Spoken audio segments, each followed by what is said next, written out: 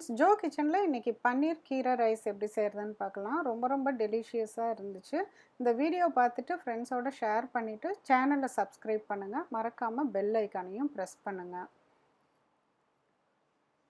பன்னீர் கீரை ரைஸ்க்கு தேவையான இன்க்ரீடியன்ட்ஸ் லிஸ்ட்டு இங்கே கொடுத்துருக்கேன். இந்த கீரை ரைஸ்க்கு அரைக்கீரை, முளைக்கீரை, அப்புறம் பாலக்கீரை, சிறுகீரை எது வேணால் எடுத்துக்கலாம். பன்னீர் துருவி ரெடியாக ஒரு கப்பில் எடுத்து வச்சுக்கோங்க.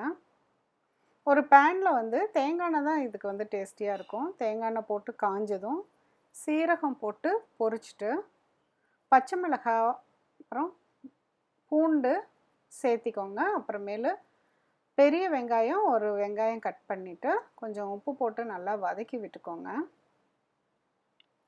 அதுக்கப்புறம் நம்ம க்ளீன் பண்ணி வச்சுருக்க அந்த கீரையும் இதில் போட்டு நல்லா வதக்கி விட்டுறலாம். கீரை வந்து வதங்க நல்லா சுருங்கிரும். நல்லா வந்து பெரட்டி விட்டுட்டு கொஞ்சமாக தண்ணி விட்டுக்கோங்க. தண்ணி விட்டு மூடி வச்சுருங்க. ஒரு 5 மினிட்ஸ் ஆச்சுன்னா நல்லா சுருங்கி வெந்துடும். இப்போ இந்த கீரை வந்து நல்லா வெந்துருச்சு. இப்போ இது கூட வந்து நம்ம கொஞ்சமாக 1 டேபிள் ஸ்பூன் தயிரில் கொஞ்சம் தண்ணி கலந்து இப்படி கலந்து வச்சுக்கோங்க. அதை வந்து சேர்த்திட்டு நல்லா அரைச்சிக்கலாம். இந்த மாதிரி பேஸ்டாட்டம் அரைச்சிக்கலாம். இந்த கீரை வந்து ரெடி ஆயிடுச்சு. இந்த கீரையை இப்போ நம்ம துருவி வச்சுருக்க அந்த பன்னீரோடு சேர்த்தி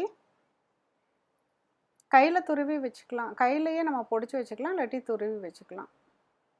இப்போ பன்னீரோடு சேர்த்து நம்ம மிக்ஸ் பண்ணிக்கலாம்.